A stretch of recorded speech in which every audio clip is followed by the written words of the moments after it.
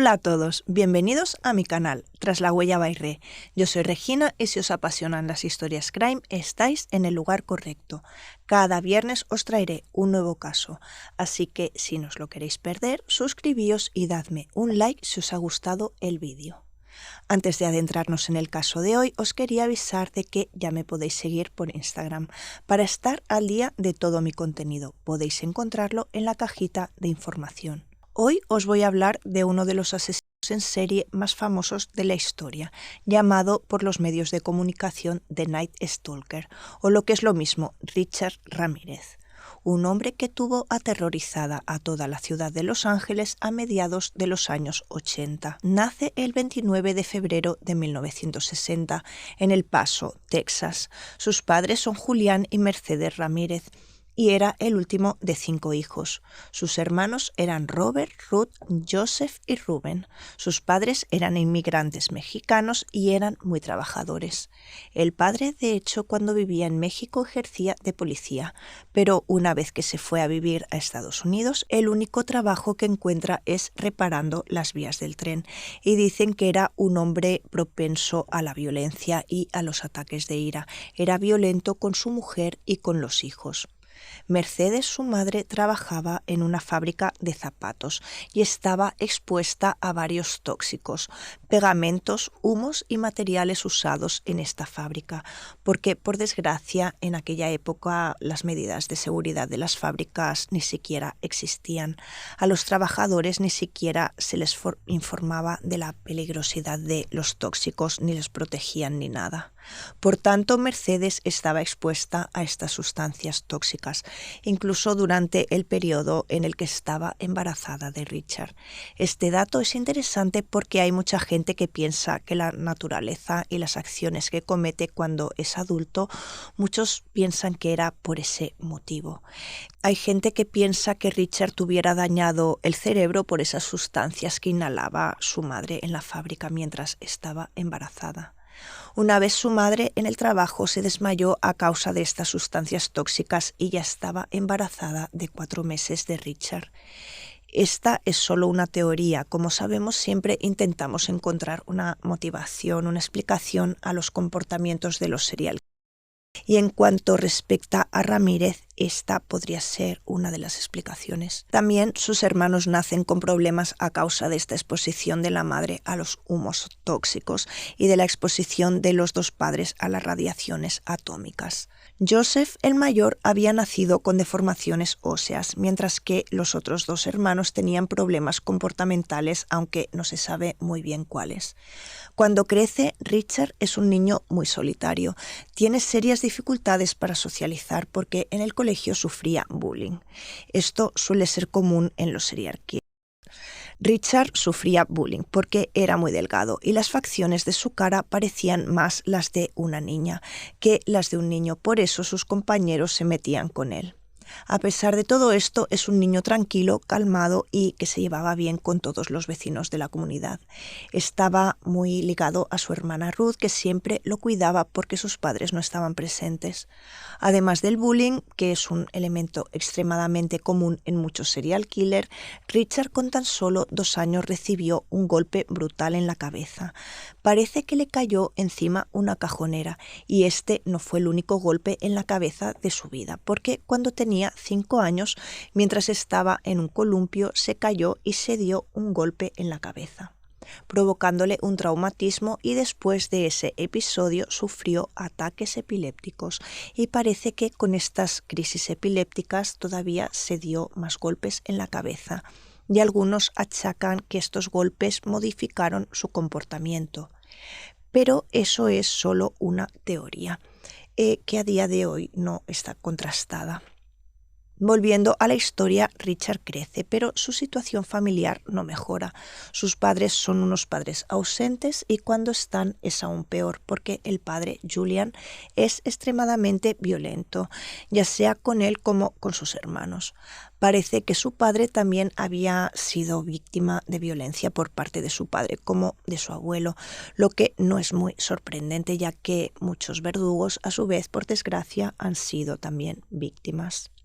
Por tanto, el padre de Richard lo habían pegado durante toda la vida. Una vez adulto, juró que él nunca habría tratado así a sus hijos, como lo habían tratado a él. No obstante eso, repite esos mismos comportamientos porque es esclavo de su rabia. Sus hijos recuerdan, por ejemplo, una vez en la que Julian estaba reparando un grifo, pero no conseguía arreglarlo, y finalmente pierde la paciencia y en un ataque de ira cogió un martillo y empezó a golpearse a sí mismo en la cabeza hasta que le empezó a brotar mucha sangre, todo delante de sus hijos.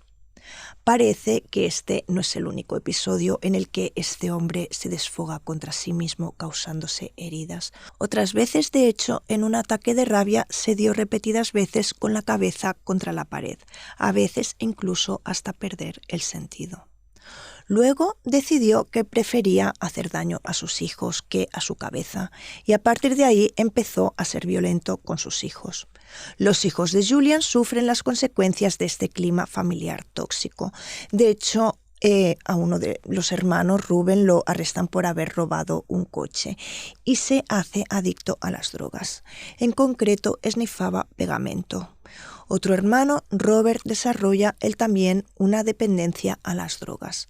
Por tanto, Richard no estaba en un buen clima familiar y estaba aterrorizado por su padre, por lo que intentaba estar el menor tiempo posible en casa. Dicen que alguna vez se había ido a dormir al cementerio.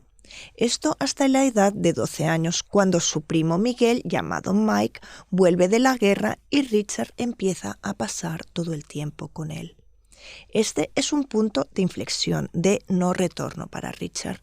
Su relación con su primo Miguel es un elemento que juega un rol muy importante en el desarrollo de su personalidad y en el nacimiento del serial killer que hoy conocemos. Resulta que este primo Miguel era un boina verde, había ido a la guerra de Vietnam y había vuelto a casa cuando Richard tenía 12 años, con 4 medallas y considerado por todos un héroe. Pero la experiencia en Vietnam lo había cambiado y atormentado. Había visto y hecho él mismo cosas terribles. Todo cosas que había empezado a contar a su primo Richard, de 12 años. Le contaba que en Vietnam podía versar su rabia con los vietnamitas y ser violento con ellos y nadie le decía nada. Es más, era una parte más de su trabajo de la guerra. Le cuenta con detalle todas las torturas que había perpetrado a las víctimas. Por ejemplo, cuenta que en Vietnam había descubierto que los vietnamitas tenían una creencia religiosa, o lo que es lo mismo, creían al hecho de que si perdías una parte del cuerpo, entonces no ibas al paraíso.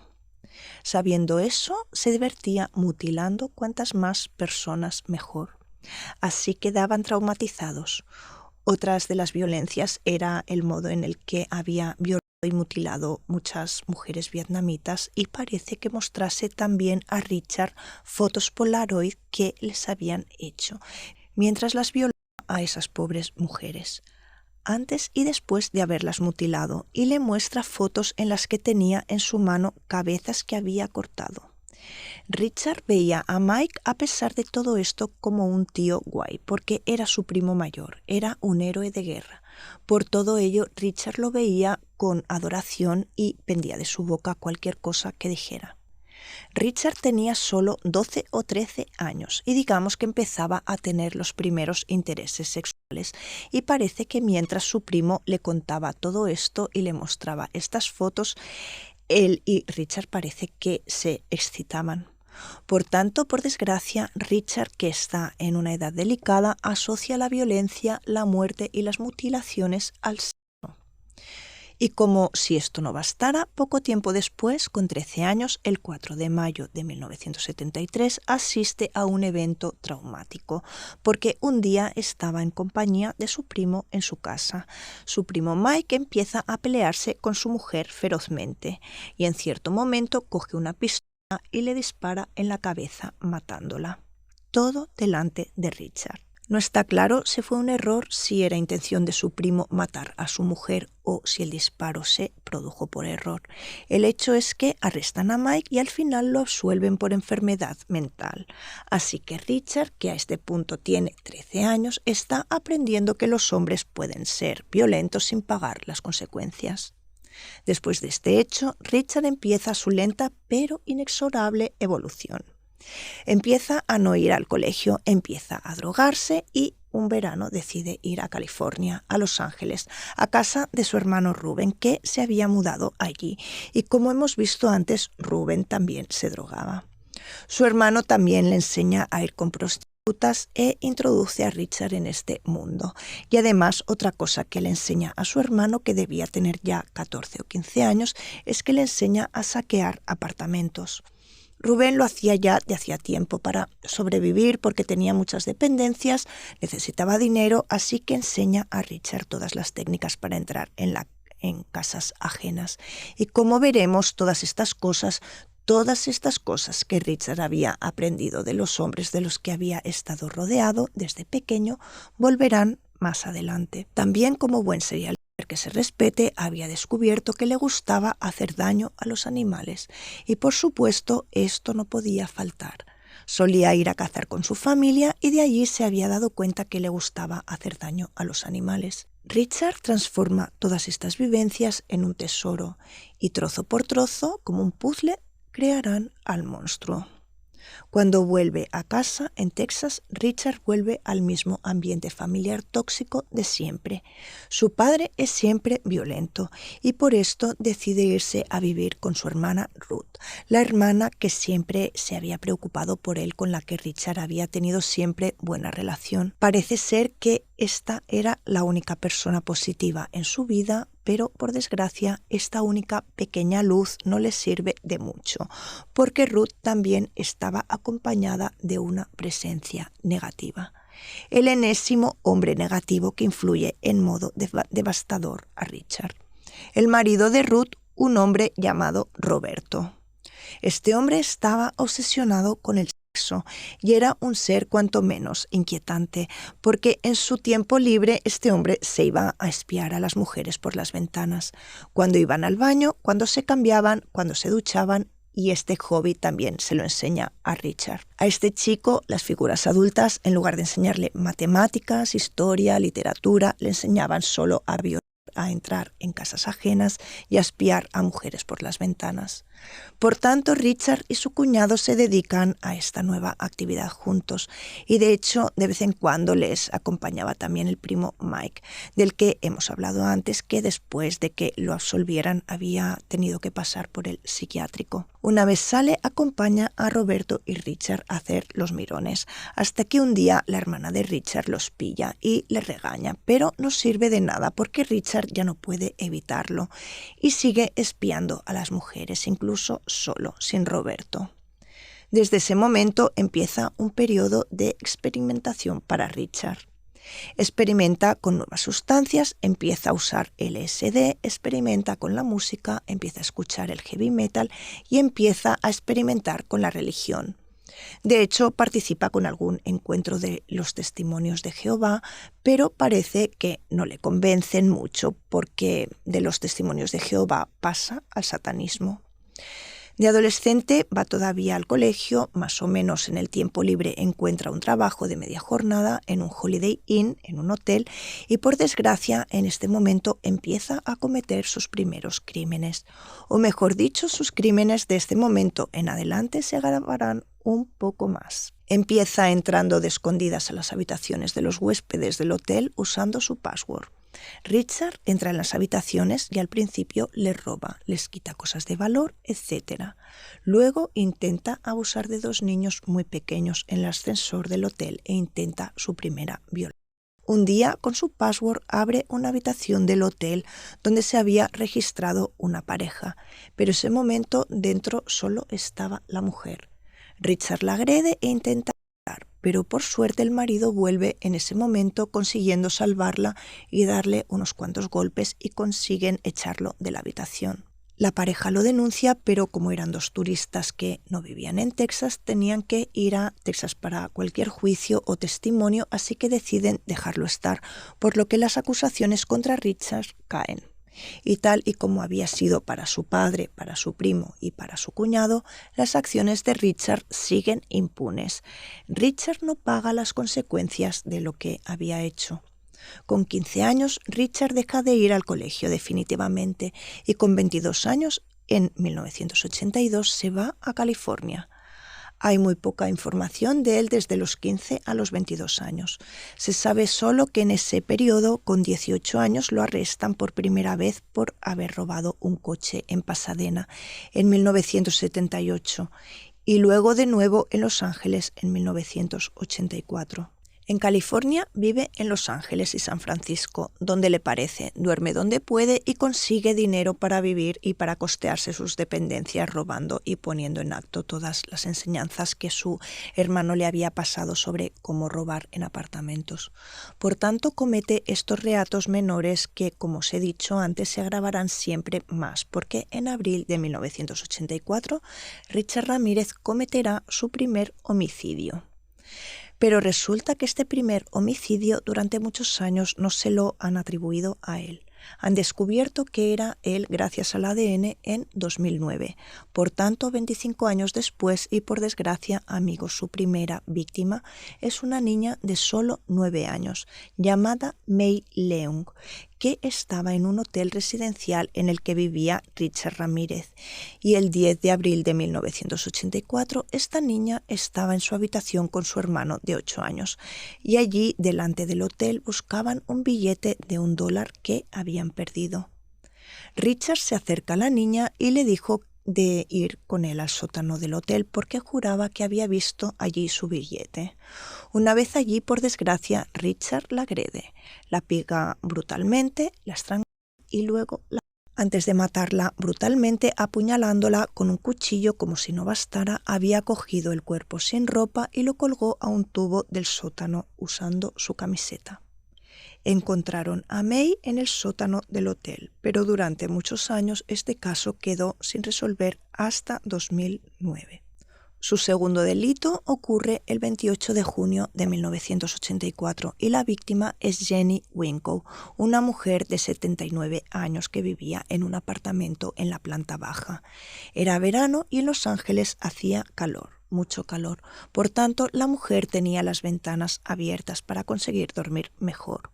Y por desgracia, Richard entra por una de esas ventanas abiertas, mientras Jenny está durmiendo. Y enseguida empieza a buscar dinero y objetos de valor para robar. Pero cuando no encuentra nada, explota de rabia. Agrede a la pobre Jenny y le corta la garganta, y lo hace con tal fuerza que casi la decapita. Después de haberla matado, decide abusar de ella.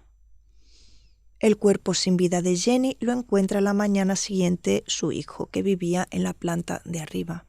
Pasa un año antes de que Richard decida que va a cometer el siguiente delito y parece que de ahí en adelante, de marzo de 1985 en adelante, se desencadena lo que suele ocurrir en muchos psicópatas y violadores, una escalada, porque empieza a cometer un delito tras otro sin conseguir parar. Después del homicidio de Jenny había intensificado el uso de estupefacientes, en concreto la coca, y cuanta más tomaba, más dinero necesitaba. Por tanto, más robaba en apartamentos. Había llegado a desvalijar 2 o 3 al día. En este periodo no le importaba ni siquiera comer, dormir o lavarse. De hecho, una de las cosas que caracteriza a Ramírez es que tenía unos dientes horribles porque no se los lavaba, un poco por las drogas, un poco porque no se los lavaba. Los dientes se le estaban pudriendo y los que han tenido el honor de estar con él describen el olor de un aliento y de su cuerpo en general nauseabundo. El 17 de marzo de 1985, Ramírez va a comprar una pistola.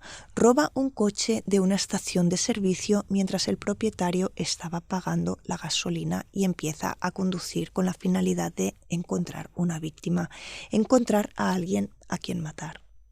Estaba vestido de negro con una gorra de AC/DC y escuchaba a todo volumen la canción Highway to Hell.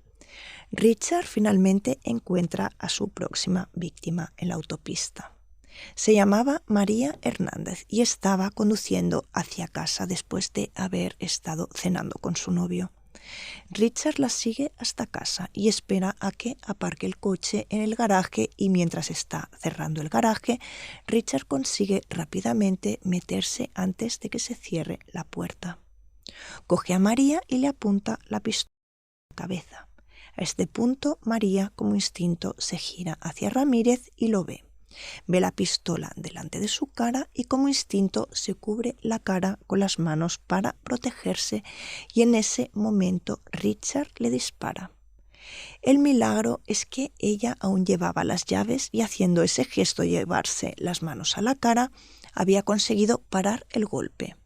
Es decir, el proyectil había ido a parar a las llaves y había sobrevivido.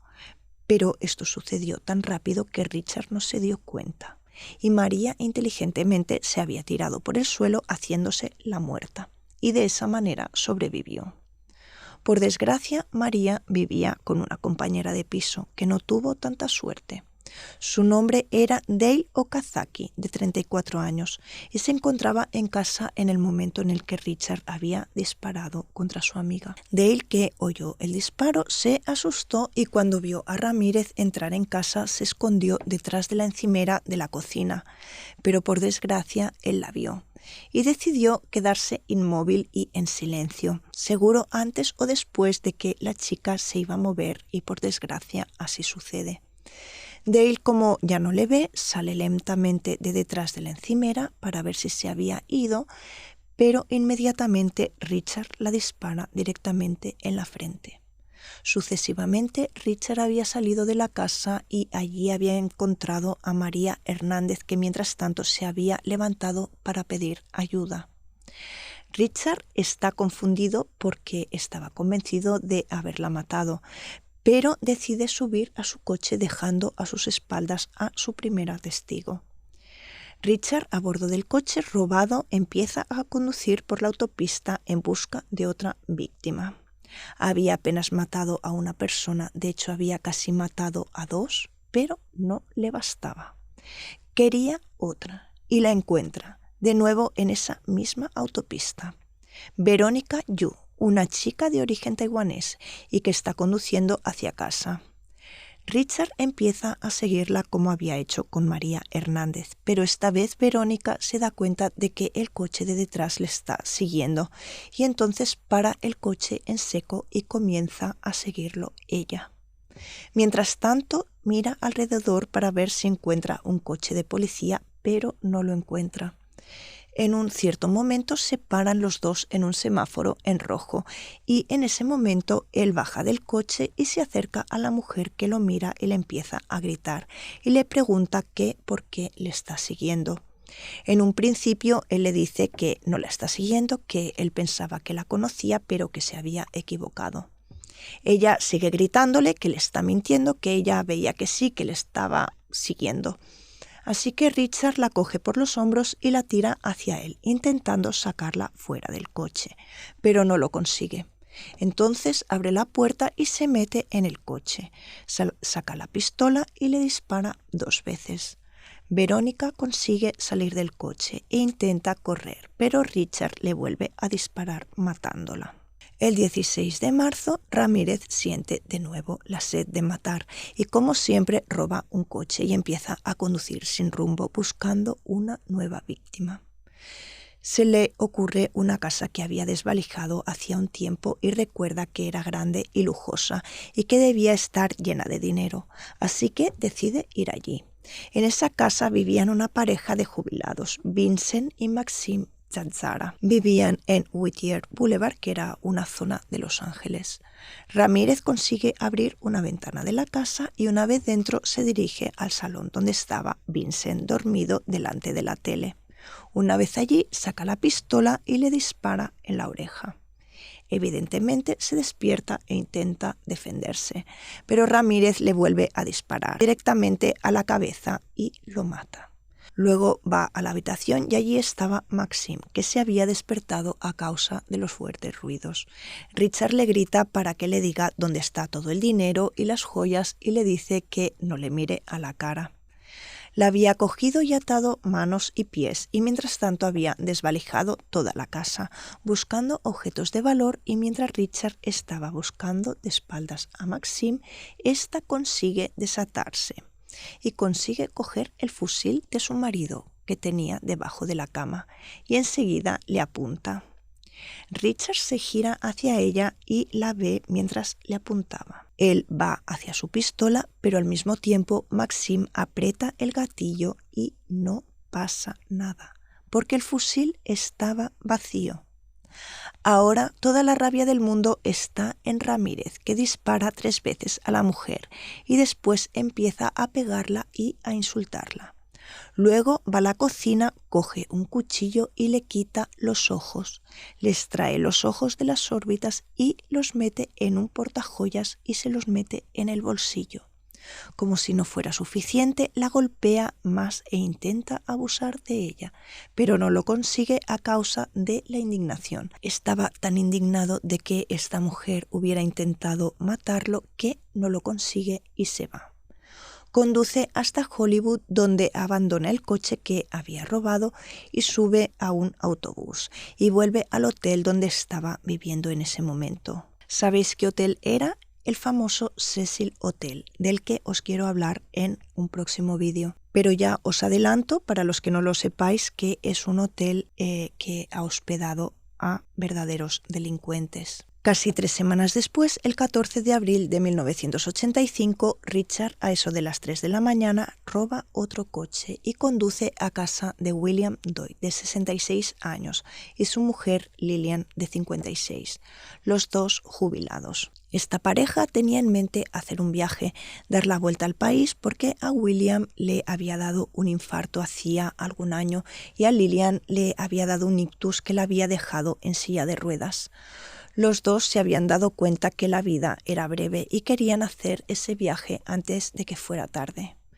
Pero nunca pudieron hacer ese viaje porque Richard entró en su casa, consiguiendo abrir una ventana. Pero mientras iba a la habitación donde William dormía, hizo un ruido mientras cargaba la pistola. William era un veterano de guerra y conocía bien ese ruido, y se despertó al momento y cogió su pistola que tenía en un cajón de noche.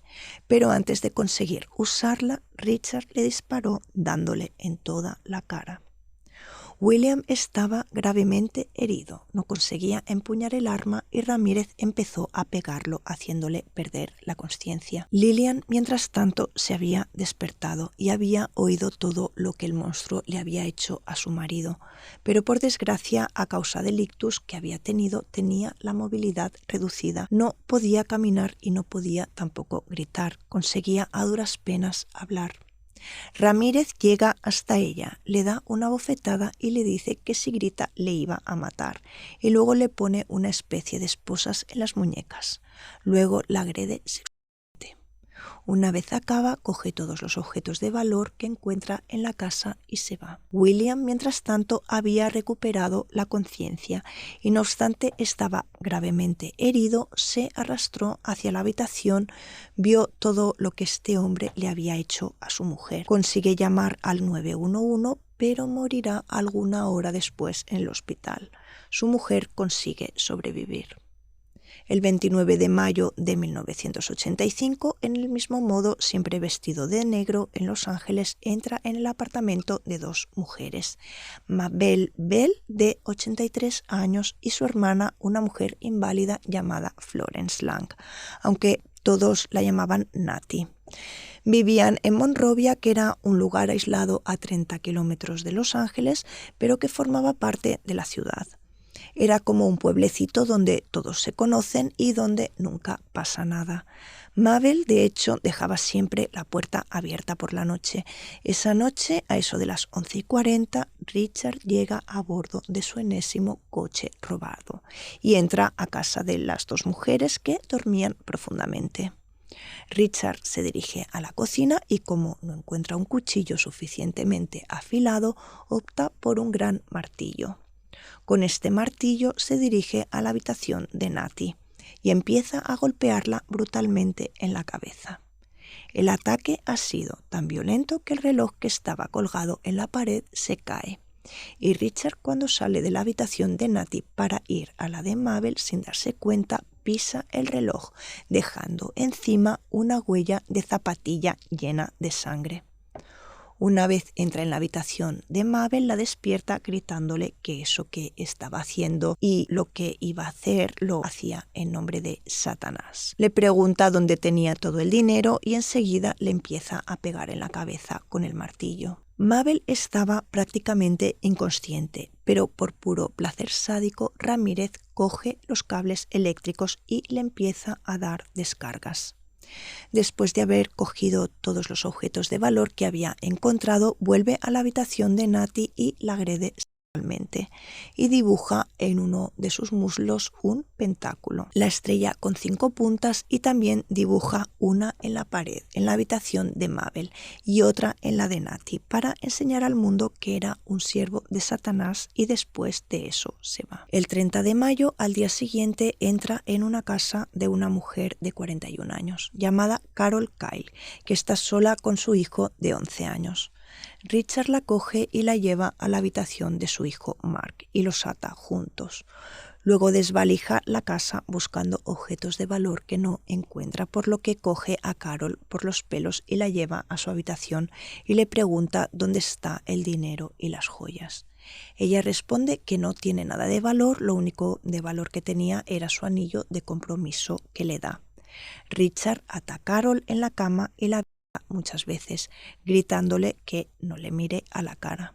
Cuando acaba, dice a Carol que para su edad no estaba mal y luego, increíblemente, no la mata. La deja vivir, le dice que no diga nada a nadie y que si hubiera dicho algo habría vuelto y la habría matado. Carol, que en realidad lo había mirado a la cara, ayuda a las autoridades a dibujar un retrato robot.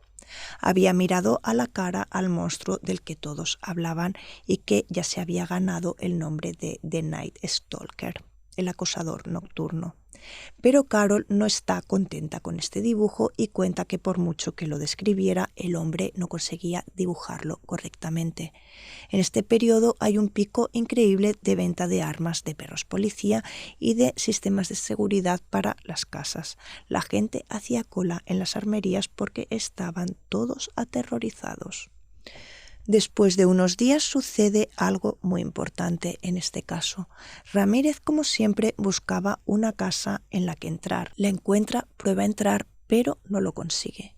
Todas las puertas y ventanas estaban cerradas y no obstante probaba a forzar una, nada, no lo conseguía. Haciendo esto, Richard también había despertado a la pareja que vivía dentro, por tanto había decidido dejarlo estar y escapar. La pareja, de la cual él era policía, llama al 911 para denunciar lo ocurrido. Cuando las autoridades llegan a la casa, encuentran la huella de una zapatilla debajo de la ventana que Richard no había conseguido abrir.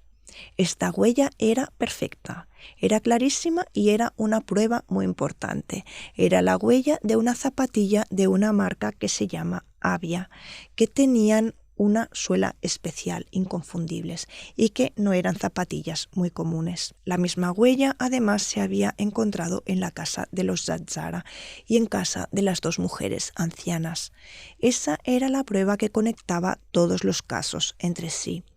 En ese momento no existía el examen del ADN, por tanto esa huella era lo mejor que podía suceder a los investigadores. Y aquí sucede algo, y es que después de haber tentado de entrar en esa casa sin conseguirlo, Ramírez sube a otro coche robado, un Toyota azul, y se escapa. Mientras conducía, un policía lo había parado.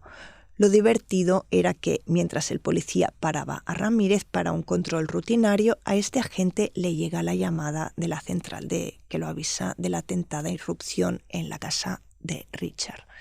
Le advertían de que The Night Stalker estaba en aquella zona y que había intentado entrar en esa casa y que como prueba había dejado la huella, y le dicen que está conduciendo un Toyota azul. Ramírez oye la llamada y entiende que tiene que escapar. El policía no se da cuenta de nada, no conecta que ese hombre pueda ser el serial killer que todos buscan. Aunque fuera un hombre alto, con pelo negro, ojos negros, hispánico, exactamente como el retrato robot. Y no obstante, estaba conduciendo un Toyota azul. Este policía va a Richard y le dice: «Oh, perdona, ¿no serás tú el que mata a la gente en sus casas?». Y Richard le dice: «Va, hombre, ¿qué dices?». Y los dos se ponen a reír. Pero improvisadamente Ramírez deja el coche allí y escapa corriendo, tan veloz que el policía no tiene ni tiempo de entender lo que había sucedido. Intenta ir detrás de él, pero ve que no lo va a poder atrapar, por lo que vuelve al coche en el que estaba y allí encuentra la billetera de Ramírez con $100 y con una tarjeta de un dentista de un cierto Peter Leung. Los detectives van a hablar con este Peter Leung y descubren que efectivamente un tal Richard Mena, que era un nombre falso que usaba Ramírez para que lo pudieran visitar, había estado allí. Y según el dentista, su aspecto era igual que el retrato robot del killer que buscaba. El dentista dice que Richard Ramírez tenía unos dientes destrozados, tenía agujeros y su condición era muy grave y muy dolorosa, por lo que estaba seguro de que iba a volver a su estudio pronto. Los detectives intentan llevar a agentes a su estudio durante un tiempo esperando que volviese, pero por desgracia esto no sucede. Por tanto, Ramírez escapa de las autoridades de un modo absurdo, que parece más una broma, pero por desgracia es verdad, y los delitos por desgracia siguen. Al día siguiente, Ramírez vuelve a golpear, esta vez a una chica de 28 años, Patty Elaine Higgins, y siempre de la misma manera brutal. Desvalija su casa, la agrede sexualmente, la pega y le corta el cuello. El 2 de julio de ese mismo año, Ramírez vuelve a esa misma zona donde vivía Patty y se introduce en casa de Mary Louise Cannon, de 85 años, que vivía sola. Richard la había golpeado violentamente en la cabeza con una lámpara mientras dormía hasta que perdió el conocimiento, y luego le había cortado el cuello, la había acuchillado y la había desvalijado la casa. El 5 de julio, Ramírez, a eso de la medianoche, entra en casa de los Bennett y sus dos hijos, Whitney de 19 años y James de 18. Ramírez coge una vara de hierro y entra en la habitación de la hija Whitney, y mientras la chica dormía en la cama, la golpea 10 veces en la cabeza, haciéndole perder la conciencia. Decide estrangularla con el cable del teléfono, pero mientras lo hace cuenta que había visto como un humo que provenía del cable y una especie de halo azul que dejaba el cuerpo de la chica como si fuera su alma que dejaba el cuerpo. Y todo esto asusta mucho a Richard y decide no matarla. Es más, sale de la casa y escapa, y gracias a esto tan raro, Whitney se salva. El 7 de julio, Ramírez entra en casa de Joyce Lucille Nelson, una mujer de 61 años, divorciada que había vivido sola durante 20 años. Tenía 2 hijos y ambos estaban muy preocupados por la madre que, en efecto, vivía sola y solía dejar la puerta abierta por la noche. Uno de los hijos le había dicho que por lo menos pusiera rejas para protegerse de este Night Stalker, pero la mujer le dijo que no quería ser una prisionera en su casa. Por desgracia, esa noche Richard entra en su casa desde una ventana que la mujer había dejado abierta. La había encontrado dormida en el sofá y le había apuntado la pistola encima, y cuando se despertó le dijo que no lo mirara y que hiciera todo lo que le decía. Joyce le respondió también gritando que se largara de su casa, y esto hizo enfuriar a Richard, que la pegó salvajemente hasta que la mató. La había pegado tan fuerte que le había dejado en su cara la huella de su zapatilla Avia. Esa misma noche, solo unas horas después, entra en otra casa, en casa de Sophie Dickman, una mujer de 63 años. Richard va a su habitación, la despierta violentamente y la obliga a darle todas sus joyas. Luego intenta violarla, pero no lo consigue, porque no consigue tener una erección. Le pide de nuevo sus joyas, pero la mujer le dice que no tiene nada. Entonces él le dice que jure por Satanás algo que ella hace y así, afortunadamente, se va. El 20 de julio se despierta y decide que en su próximo delito quiere usar un machete. Por tanto, sale de casa y va a una tienda a comprar un machete. Sabe que tiene a la gente aterrorizada y los medios hablan de él. Se siente potente y quiere mostrarlo al mundo. De hecho, su intención ese día era usarlo para cortar las cabezas de las próximas víctimas y dejarlas delante de sus casas para mostrarlas al mundo. Esa noche se mete en la casa de Maxon y Lela Nidin, de 47 y 68 años, forzando una ventana y luego corre a la habitación, enciende todas las luces gritando que era la hora de levantarse. Luego, con el machete que tenía, golpea a Maxon directamente en el cuello. Ramírez creía que la cabeza se iba a desprender enseguida, pero no ocurre. Por tanto, saca la pistola y le dispara 2 tiros, matándolos al momento. Luego desvalija la casa y se escapa, pero esa noche no era suficiente para él. Por eso, a las 4:15 conduce hacia otra ciudad dentro de Los Ángeles y se mete en la casa de Shannon y Somkit Kobanan, una pareja de origen tailandés que vivían con sus hijos de 8 y 2 años. Shannon dormía en su cama cuando Ramírez, sin decir nada, había ido allí y le había disparado. Luego había cogido a su mujer Somkit, la había atado y delante del cuerpo sin vida de su marido la había violado. En ese momento había sonado un despertador en la habitación del niño de 8 años. Entonces Ramírez fue allí, ató al niño mientras gritaba a la mujer que dónde estaban las joyas y el dinero. Y luego le pidió que jurara sobre Satanás que decía la verdad y después de haberla violado 3 veces, Ramírez se fue. Por tanto, Somkit y sus 2 hijos por suerte sobreviven, al contrario que su marido. El 6 de agosto de 1985 elige otra casa de otra pareja, Virginia y Chris Petersen, de 27 y 38 años, y su hija de 5 años. También aquí, sin pensar mucho, Richard saca la pistola, entra en la habitación y dispara en la cara a Virginia, que se acababa de despertar por los ruidos. El disparo despierta a la niña de 5 años, que empieza a llorar y a gritar. Y Chris, el marido, que también se había despertado, entiende todo. Sabe que tiene delante a The Night Stalker, el acosador nocturno, y se tira encima de él. Le agrede e intenta matarlo, pero Richard consigue sacárselo de encima y consigue escapar. Por suerte, Virginia sobrevive a la herida porque el proyectil había entrado y salido sin afectar al cerebro. Había tenido mucha suerte. 2 días más tarde, el 8 de agosto, Richard roba otro coche y se introduce en casa de otra pareja, Sakina y Elias Abouad, forzando la cerradura de la puerta trasera.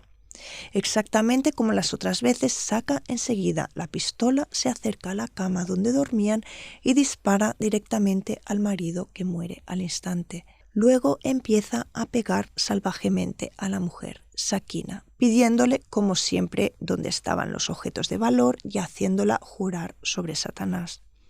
Después la violó de manera brutal, tanto que despertaron a uno de los 2 hijos de solo 3 años, que había empezado a llorar y a gritar. A ese punto, Richard había obligado a Sakina a hacer callar a su hijo y a ella. No obstante, estaba atada, herida y aterrorizada, lo hace. Se pone cerca del hijo y le canta una nana e intenta en todos modos posibles quedar calmada, sabiendo que el monstruo que había entrado les habría matado seguro si no lo hubiera hecho. Luego desvalija la casa y se va, dejando a Sakina y a su hijo vivos. El 18 de agosto de 1985, Richard elige la casa de una pareja, Peter y Barbara Pan, de 66 y 62 años, esta vez en San Francisco, porque Los Ángeles estaba ya demasiado vigilada. Así que decide cambiar de zona y esta es una mala noticia para los detectives porque hasta que un delincuente siempre está en la misma zona hay más posibilidades de cogerlo, pero cuando empieza a moverse obviamente se incrementan las dificultades. Richard se introduce en casa de ellos a eso de las 2 de la noche y la secuencia es siempre la misma. Dispara a Peter mientras duerme, luego pega y viola a Bárbara y luego también la dispara a ella. Antes de irse escribe con un pintalabios Jack the Knife, que es un trozo de una canción de Judas Priest que se llama The Ripper. Es una canción que habla de Jack el Destripador y es que Richard estaba obsesionado con él. Era su ídolo, se inspiraba en él en los delitos y se sentía él. Había diseñado un pentáculo y se había ido. En esta escena del crimen había dejado esta huella de zapato avia y los detectives descubren algo increíble, alucinante. Resulta que dado que esta huella era la única prueba decente que tenían para capturar a este sujeto, habían pedido a Avia que les dijeran exactamente cuántas zapatillas de talla 11,5, que en números españoles serían un 46, por tanto un número grande, cuántas de ellas habían distribuido en Estados Unidos. Resulta que estas zapatillas que habían distribuido en Estados Unidos existían solo 6 pares, 11,5, y 5 las habían enviado a Arizona y solo una la habían enviado a la tienda de Los Ángeles. Por tanto, Ramírez había comprado la única zapatilla de ese modelo y de esa medida existente en Los Ángeles. Las autoridades no quieren que esta noticia se publique porque es la única prueba con la que pueden reconocer al killer. Si esta información hubiera acabado en los periódicos, Ramírez se hubiera quitado esas zapatillas y las hubiera tirado, evidentemente. Pero parece que el alcalde de San Francisco no es consciente de ello. Cuando supo que esa huella se había encontrado en su ciudad, en casa de los Penn, había dejado un comunicado a la prensa en la que contaba todo, incluso lo de la zapatilla, y evidentemente acaba en todos los medios de comunicación. Por tanto, Ramírez, en cuanto vio esa noticia, tiró las zapatillas a un río. Los detectives se cabrían muchísimo porque ahora Ramírez también había empezado a moverse y sabía lo de las zapatillas, por tanto creían que no lo iban a encontrar nunca. Pero gracias a Dios, Ramírez era listo, pero no tanto, porque dentro de poco vuelve a Los Ángeles. Un movimiento estúpido, pero por suerte lo hace, porque de lo contrario quizás nunca nadie lo hubiera podido coger. El 24 de agosto de 1985 llegamos a sus 2 últimos ataques. A eso de la 1 estaba dando una vuelta con su enésimo Toyota robado.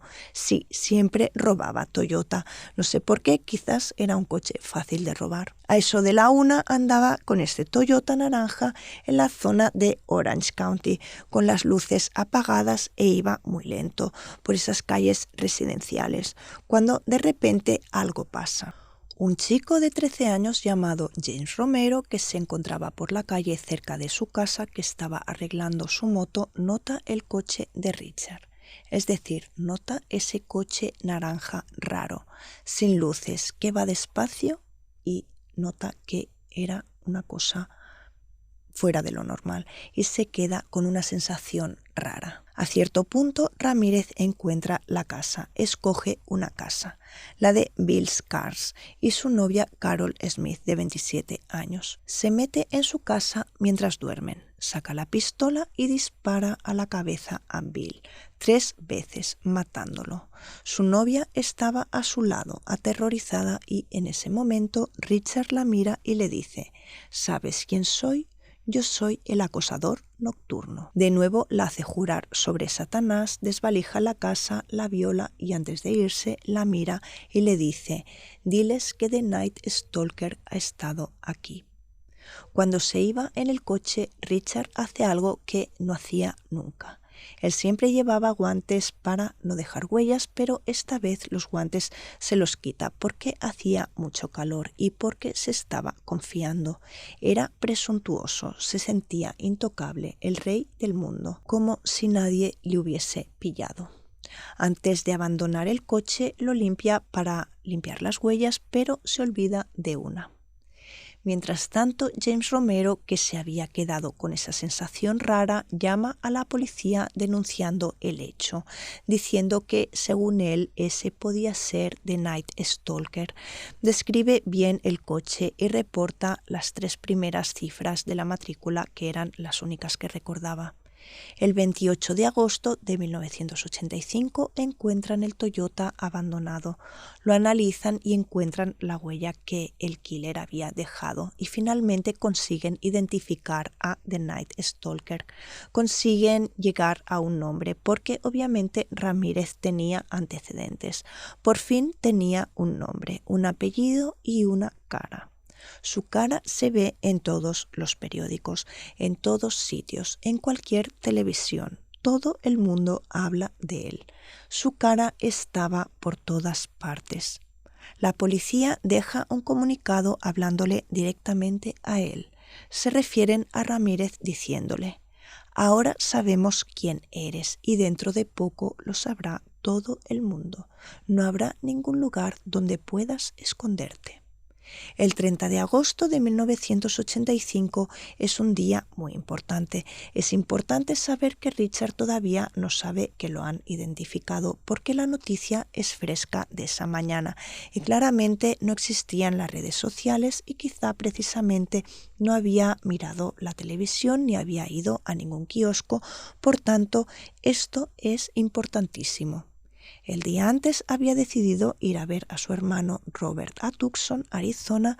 Había cogido un autobús y una vez llega allí había llamado a Robert, pero había respondido la mujer diciendo que Robert no iba a llegar a casa hasta dentro de unas horas, por lo que Richard prueba a esperarlo, pero nota que alrededor había mucha policía y la cosa le ponía nervioso. Así que decide volver a Los Ángeles. Con todo esto ya se habían hecho las 7:30 de la mañana, por tanto la gente se estaba levantando y estaban leyendo los periódicos, por tanto estaban empezando a ver su cara.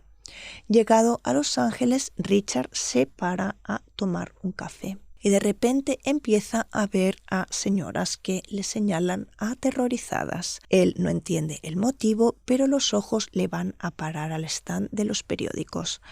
Allí cerca y en ese momento ve su cara en primera página. Es un segundo, pero lo entiende todo y empieza a correr. Pero al mismo tiempo empieza a oír también las sirenas porque todos lo habían reconocido. Habían llamado a la policía y habían mandado incluso helicópteros. Richard intenta robar un coche, uno con una mujer dentro parada que esperaba a su novio. Entonces Richard intenta arrastrar a la mujer fuera del coche violentamente, pero ella empieza a gritar y llama la atención a varios hombres que empiezan a seguir a Richard, porque todos lo habían reconocido. Richard corre y corre hasta llegar a Harvard Street, que es un área residencial de Los Ángeles habitada de gente latina y mexicanos como Richard.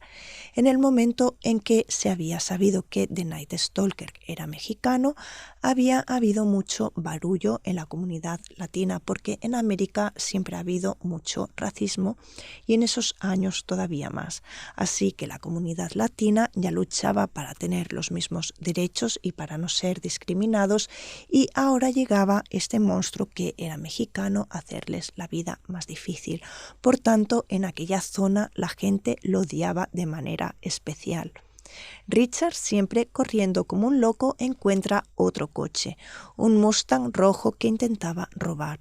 Pero el propietario, un hombre llamado Faustino Piñón, un hombre corpulento, lo ve y sin dudar y lo coge del cuello y le dice: «No, tú no robarás este coche». Los dos luchan y Richard se escapa y llega a otra casa, a una casa de una mujer llamada Angelina de la Torre. Le intenta robar el coche, pero ella empieza a gritar: «El asesino, asesino».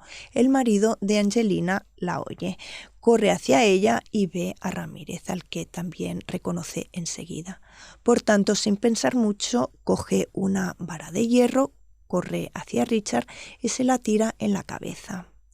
Richard sigue corriendo, pero ahora ya cada vez más gente salía de las casas y los hombres también lo estaban persiguiendo. Se forma una pequeña masa de gente, como unas 100 personas, que lo siguen hasta que lo consiguen coger. Y cuando lo consiguen coger, le rodean y le dan una paliza hasta que llega la policía. La policía llega a eso de las 8 de la mañana y encuentran a Richard lleno de moratones y finalmente lo arrestan. El juicio empieza en junio de 1988, 3 años después de su arresto. Y es realmente largo y complicado y raro, en el sentido que en la primera audiencia se presenta en aula como con un pentáculo diseñado en su mano y saludando a todos y mostrándolo. Otra cosa muy rara es que algunos guardias de la cárcel habían oído a Ramírez que hablaba con otro detenido diciendo que había planificado el homicidio de uno del jurado con una pistola. Por tanto, ponen un detector de metales en el interior del aula, pero no encuentran nada. Pero el 14 de agosto de 1988, una mujer, miembro del jurado, no se presenta y más tarde la encuentran muerta con un tiro. Todos estaban aterrorizados porque creían que tenía algún contacto fuera de la cárcel que seguía sus órdenes. En cambio, parece que todo parecía que había sido una coincidencia. A esta mujer la había matado su novio, que seguidamente también se había suicidado en un hotel. El padre de Richard, Julian, declara en el proceso e intenta dar coartada a su hijo, mintiendo bajo juramento y diciendo que del 29 al 30 de mayo de 1985 estaba con él en Texas. Por tanto, no era posible que fuera él el acosador nocturno. Pero gracias a esa cita con el dentista, del que habían encontrado su tarjeta de visita, consiguieron demostrar que Ramírez durante esos días estaba en Los Ángeles, en la zona de los delitos. El dentista declara que Ramírez había ido no a una sino a 2 citas con él para arreglarse los dientes y que lo recuerda perfectamente porque tenía esos dientes podridos. Gracias a eso habían conseguido imputarle más homicidios porque en esos días había atacado a varias personas, matando por lo menos a 3. Gracias a esta tarjeta de visita, las familias de estas 3 personas recibieron justicia. El 20 de septiembre de 1989 a Richard Ramírez le juzgan por 13 homicidios, aunque las víctimas son más, pero algunos de los delitos por falta de pruebas no consiguen imputárselos a él, aunque evidentemente habían sido cometidos por él, como el de Patty Elaine Higgins. Le imputan 30 delitos que iban desde el furto a la etc. El 7 de noviembre de 1989 lo condenan a muerte en la cámara de gas. El problema era que la condena se había hecho en 1989, pero en 2008 Ramírez todavía estaba en el corredor de la muerte. Mientras tanto, no se aburría, mientras esperaba, se arregló los dientes y además estuvo ocupado leyendo los miles de cartas de admiradoras en todo el mundo. Esta no es una novedad, muchas mujeres escriben cartas de amor a esos monstruos, les declaran su amor. Y es que esto en realidad es una parafilia, es una desviación sexual conocida como hibristofilia, es una enfermedad mental. Una de esas mujeres que se quiso casar es una mujer que se llama Doreen Lioy, que le escribió cientos de cartas a la cárcel hasta que un día Ramírez le pidió que se casasen. Los dos se casan en la cárcel el 3 de octubre de 1996 y durante años la mujer dice públicamente que si realmente ejecutaban a su marido, ella se habría quitado también la vida. Pero en 2009, cuando se sabe que Ramírez había matado a una niña de 9 años, la pequeña May Leung, su primer delito que consiguieron conectar con Ramírez en 2009, Doreen dijo que eso no lo aceptaba y lo dejó. No entiendo muy bien qué baremo usaba esta mujer, pero bueno, en fin, supongo que era por la edad de la niña, pero en cambio le toleró todas las demás atrocidades. Pero Ramírez no se desesperó por la pérdida de su mujer porque se volvió a comprometer con una escritora de 23 años. En cuanto a su salud mental, muchos de vosotros quizás os preguntéis si tenía enfermedades mentales diagnosticadas que explicaran su comportamiento. Pues bien, sí, el psiquiatra Michael H. Stone describe al killer como un psicópata, pero según él, Ramírez no ha nacido psicópata, sino que se ha convertido.